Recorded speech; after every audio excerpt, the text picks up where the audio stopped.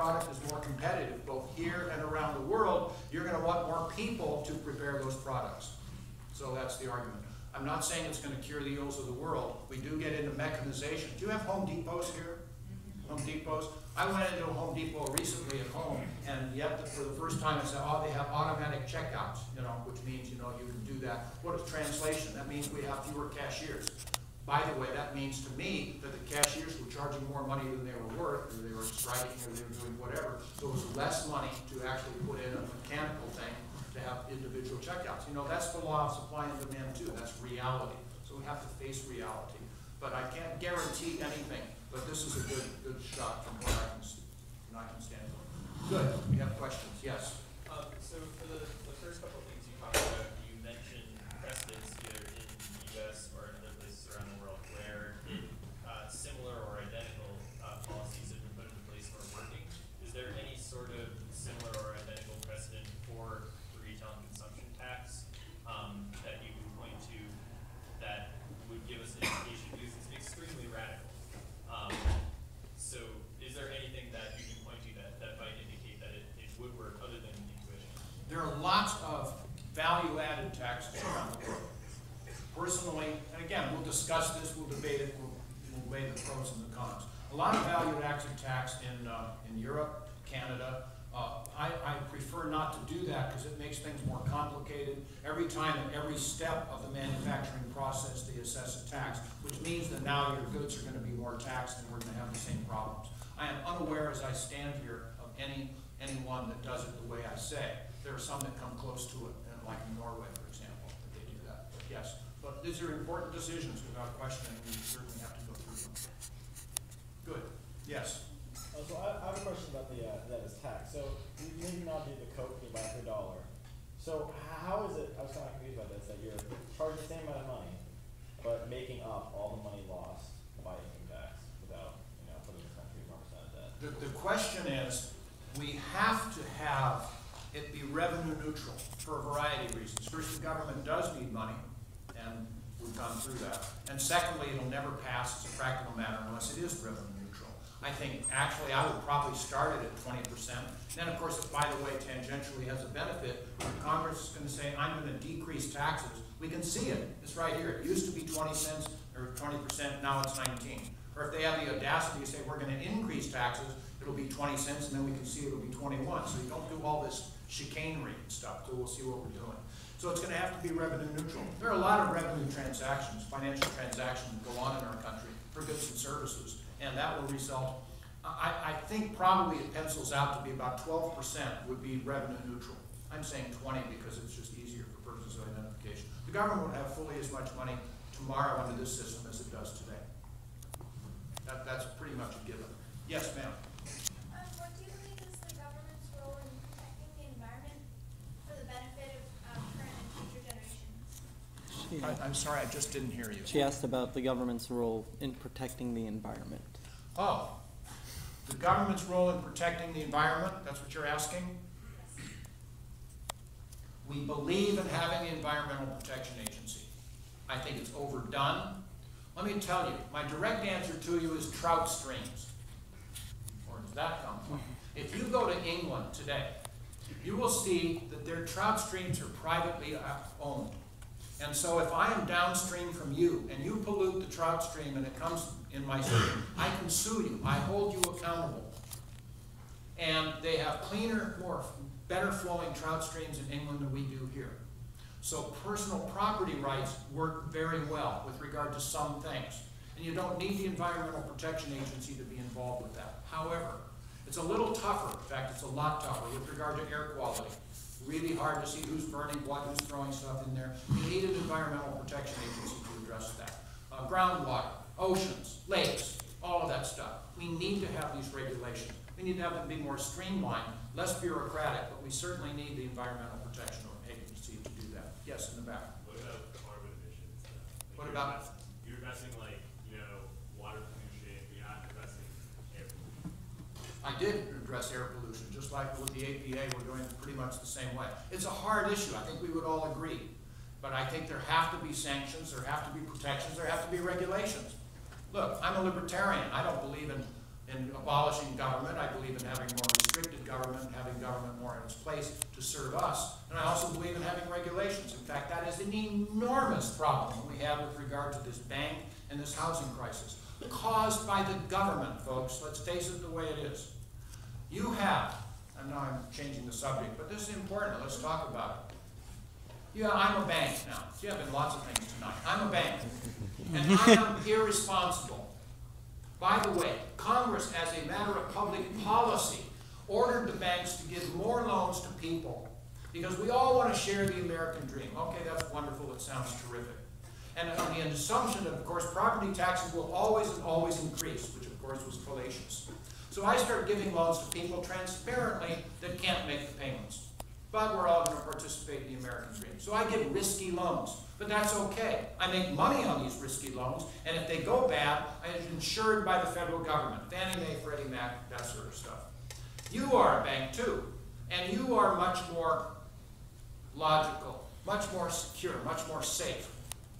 So you don't give these loans. So your directors, your stockholders come to you and say, wait a minute, look at Gray, he's making all this money. Why aren't you doing that too? And eventually you start giving out the same loans. And then we have, let's call it a toxic loan. Anybody can look at this and see that the person doesn't have the money to make these payments, the property value has gone down, the loan is not worth anything. Nobody would buy this loan. And then you take 10,000 of them, put them together and market a security, and we gave it a high rating. The SEC, Securities Exchange Commission, was asleep at the switch. Absolutely. Regulating, my goodness. They blew it. And then the government of Iceland, by the way, made a major mistake. They trusted us and they bought those loans, and they really virtually went bankrupt. A failure of government in regulation, asleep, and a failure of the whole institution. Get the government out of this. And if the banks would be required to assume the risks, they never would have made these loans in the first place. It's caused by the government. So I don't know how I got onto this with the EPA, but you know, these are problems. You get into these whole areas of pollution of the common areas, the oceans, the Great Lakes, the rivers and stuff. These are much more difficult, and I'm grappling with them like everybody else, but I think the EPA certainly has a major part to play. Yes? One of the things about the tax is that you said a lot of the under-the-table interactions will soon become over the table, but with a... Many of them will. Okay, with a higher consumption tax, there'd be more incentive to do these transactions under Good the table question. or illicitly? You're thinking. Good question. The question is, come on, Ray, get real. Again, he's too nice. That's what he meant. You have a lot of these transactions that are under the table, and in fact, if you had that consumption tax, wouldn't there still be, in fact, even more of an inclination to keep them under the table? And to some degree, I guess the answer is yes. You know, some people will do that, and we're going to just have to go through that. There is nothing perfect in this world. You're going to try to do the best you can. But yes, sir. So you describe yourself as libertarian, but I am also libertarian. When I discuss the drug issues that you were talking about, it has very little to do with the actual increase or decrease in drug use. It usually has to do with the philosophy of whether or not the government should even be involved in that role. And you seem to have more of a problem, excuse my throat, you seem to have more of a problem with the practicality of our system than the actual philosophy of our system. It almost seems like if our system could be used practically where people weren't incarcerated as much and people weren't, or if it was just working more, it was targeted better, that you would support it. It almost sounds more like you would support socialism if it worked. It even sounded like you were saying you want a government healthcare system to take care of the people that don't make the right personal decisions and do use these drugs. And I think personal responsibility and not putting that on the government is where the libertarian with a little L comes in. I think you might be libertarian with just a capital L. Good for you. Good for you. I appreciate the comment. And to some degree, I think you're right. I am a pragmatist. I am. I like programs that work. It just so happens that most of the libertarian approach works. I think that's a good thing. He actually said, I don't know how many of you heard him, he was really on a roll there, that even if I were to find some socialism that worked, I would adopt that. And to some degree, you're right. To some degree, you're right. I'm going to talk to you, I don't know when we're supposed to finish here. 25 minutes. Oh, lots of time. Ask me harder. Never. Let's talk about healthcare. Let's talk about healthcare. How many of you would like your health care to be administered by the Department of Motor Vehicles? I don't see any hands. That's where we're going, guys. This whole, they call it Obamacare or whatever. By the way, Romney is the architect of Obamacare. Yeah. You know, it's his orphan child. He's not going to orphan his own child. They're together on this. Romney and Obama are here on so many things. Our military conflicts, our war on drugs, all this. Johnson is on the other side. But what about healthcare? We're galloping in the wrong direction. I was raised in the 50s and middle 60s. I'm older than almost everybody here. It wasn't even a topic of conversation that we can't find reasonable health care for reasonable prices. It just wasn't discussed. It wasn't on the radar. It was not a problem. We weren't closing emergency rooms. We had plenty. And then the federal government started getting involved. Lyndon Johnson, Medicare, and the rest of that. Now, this was terrific for people who were entitled to Medicare benefits because you're giving away all this basically free stuff, and that was terrific. And but it continues. Now we're starting to have major problems paying for these things. And we can't even afford actually what we're doing right now. So what are we going to do? Well, the government, as soon as they see there's a problem, then they get more and more involved. And they start ordering people to do this and ordering people to do that. And they're getting into the market and making a mess of it. So I say, directly responsible to you, and I think to some degree what you said is correct. I'm not even close to finished yet. We'll divide the group in our country into three areas. The first group is people that can take care of themselves. And most of the people in our country can. I venture to say pretty much everybody in this room can. I can. Let them do it. Let them take personal responsibility for themselves. How are we going to do that? The average is, as I understand it, the average adult in our country spends about $2,500 a year on health care until the last about 6 months of their life when it goes up. So we say, let's have each person purchase a catastrophic medical insurance policy with about a $4,000 deductible. So if you spend more than $4,000, then your insurance policy kicks in. You know, if you get hit by a train or you need kidney dialysis or whatever else. Otherwise, you will have an account. You put in $4,000 at the beginning of every year, or your employer does, or whatever. But it's there, and you have the equivalent of an ATM card. You have control over this account. So today, you come to a doctor, you have a knee problem, okay? Sorry I didn't inform you about that. You go see your doctor, and the doctor will say, hi, you have insurance, don't you? Oh yeah, I do. I pay Anthem Blue Cross. It's a very expensive policy.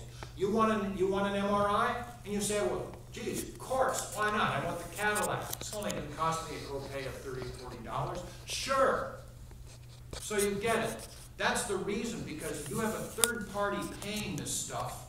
That's the reason why healthcare keeps getting more expensive, because you're not taking care of your medical expenses.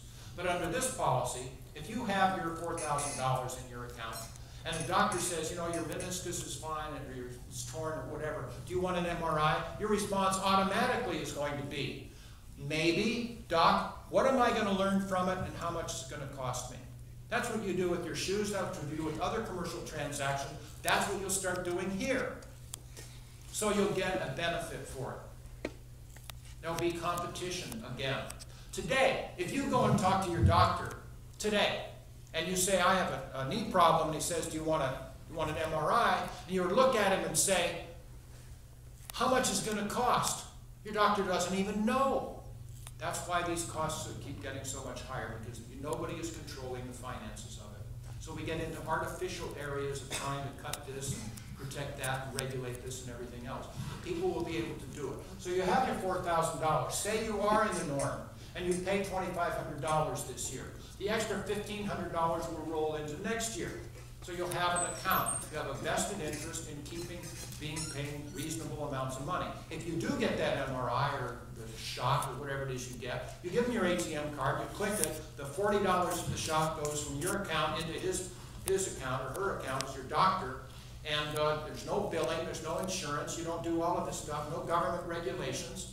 The government doesn't need to control it. You get your quality. You start being a partner in your own health care. That's a good thing. So, eventually it rolls over, as I say, into an IRA, and eventually you can use it for your retirement if you want to. The reason why healthcare has gotten so expensive, like I said, is because we have a third-party payer. By the way, that's the same thing. How many of you have student loans? Same deal, folks. You have an insurance company, or you have somebody loaning the money insured by the government yet again. So it's a third-party payer. How many of you can tell me whether the tuition here at Brown has gone up in the last 5 years? Oh yeah. Why? Because you're not paying it yet. So you end up actually paying more money at the end because you have these student loans now that you're not in control of. They're insured by the government. Same problem.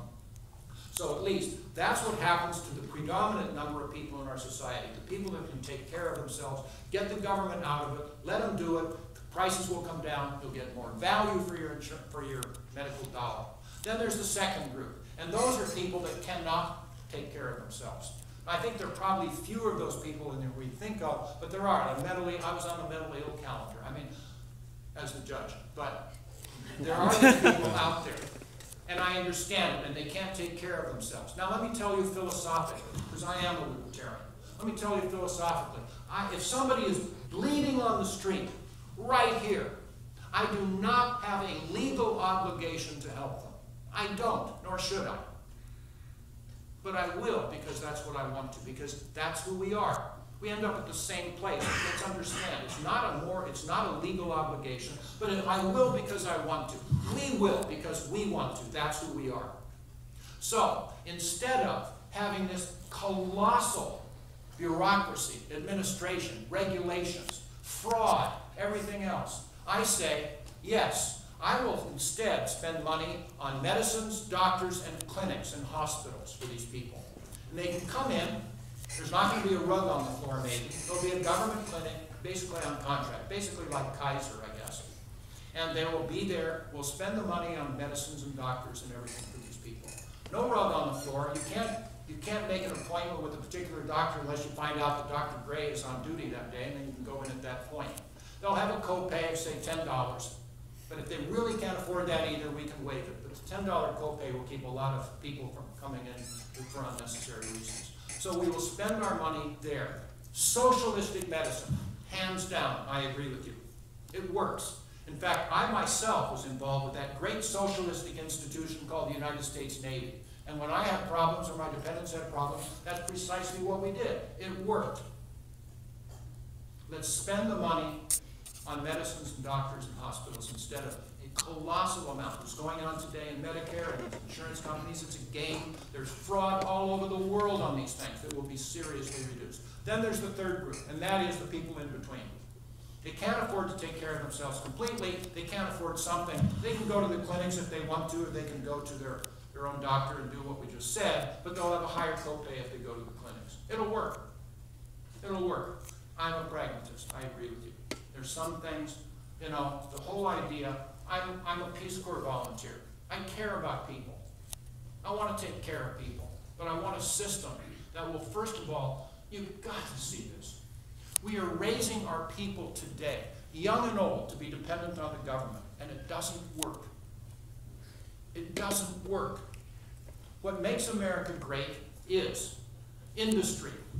You work, you get rewarded for your work. You go to school and you get an education, you work hard and you get a job and you're able to produce and prosper. I haven't spoken about this. We are coming at Mr. Obama from the left. We are libertarians. We are classic liberals. We really would repeal the so-called Patriot Act, this direct frontal assault on our civil liberties. Obama has embraced it. He actually was involved with renewing it. We will repeal it. In fact, I was a lifelong Republican until the passage of the so-called Patriot Act, when I left the Republican Party as a matter of conscience, because I could not be involved with any group that would condone, much less assist, this direct frontal assault on our civil liberties.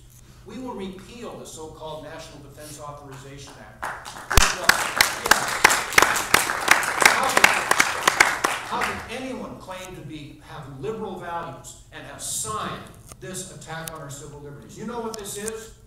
Anybody in the country, citizen or not, could be labeled as a terrorist by the executive department, Obama or Holder or somebody, I can tell you actually that I am probably more likely to be labeled as a terrorist than anybody else in the building, but it can happen to anybody.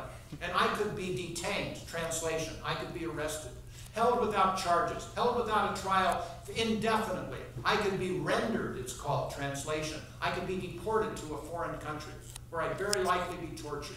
All completely legal under this law. We will repeal the National Defense Authorization Act. It must be repealed. What is the soul of the United States of America?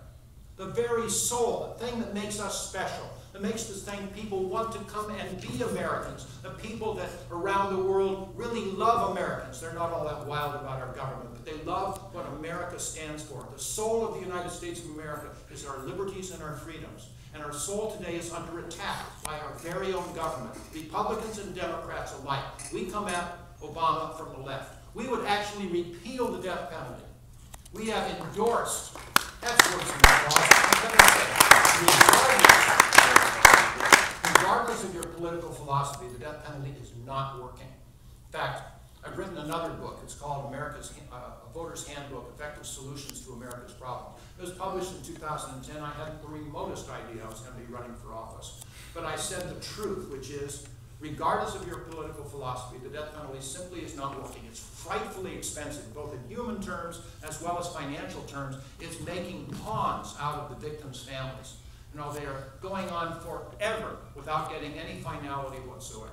And in fact, the logical extreme, the radical extreme, occurred just before I sent my book to press. In both Los Angeles County and Orange County, where I'm from, we had the following scenario take place. We had two really bad guys individually, one in Orange, one in Los Angeles County, that were convicted by a jury of death penalty offenses. And as you probably know, it's probably true here too, that we have a bifurcated system in California, where the first thing you do is you charge the guilt or innocence phase to a jury. If the jury finds them guilty, then they go to the second phase, which is the punishment. It will either be life without possibility of parole or the death penalty.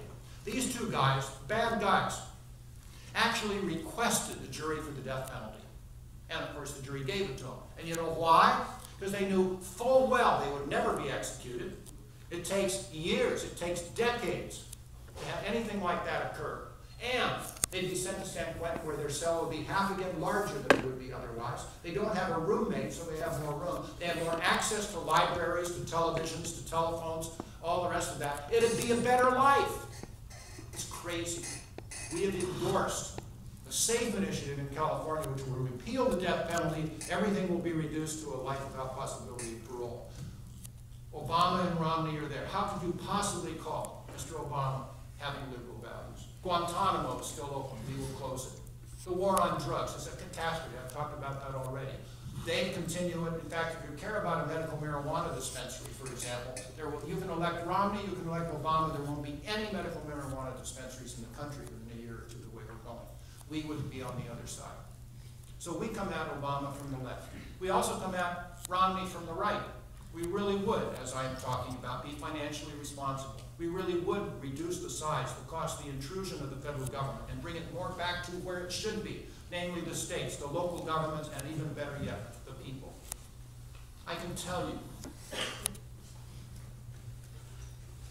this is the most exciting thing that has happened to me since the birth of my children. I care about my country. You care about it too. I know we may differ on, we agree on some things, differ on others. But we will put in a responsible government. We have something that the Republicans and Democrats simply do not have a chance of putting in, that the people crave. I think I speak for you when you say you're pretty much fed up with what's going on in Washington today, with this, what I call bipolar politics going on between the Republicans and the Democrats.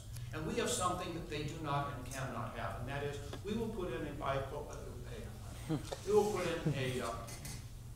coalition government. Yes, we will have libertarians, we will have independents, highly placed in our administration, but we'll also have Republicans and Democrats. And then when we have all of this political nonsense and game playing and everything else, we'll have some Republicans or Democrats saying, go out, talk to your colleagues, get them on board. This is a good idea, embrace it. We will give credit to anybody, regardless of political philosophy. If they have a good idea, we'll give them all the credit in the world. They embrace a good idea, we'll give them all the credit in the world. We will work for America, like it's not happening today. And as we say, As we say, our particular approach is, be libertarian with us this one election. We're more qualified, we have much more life experience than any of the other candidates. Be libertarian with us this one election, and if for some reason prosperity, equal opportunity, and freedom does not work for you, you can always 4 years from now vote back politics. I'm excited by this. I'm going to leave you with one observation, one quote from a fellow named Thomas Jefferson. Maybe you've heard of him. Thomas Jefferson was in France when we ratified the Constitution, but he wrote back and said, this is fantastic, but because our republic, because our democracy is a fragile thing, we're going to have a revolution every generation. Why? Because these special private interests will inveigle their way into power, will sap our vitality and sap our strength. And you know something? It's been a long time since he made, many generations have passed since he made those comments. I am really proud to say, I'm excited, I'm gratified to say, that at this point this revolution is now here, and it takes the form of Governor Gary Johnson and Judge Jim Gray.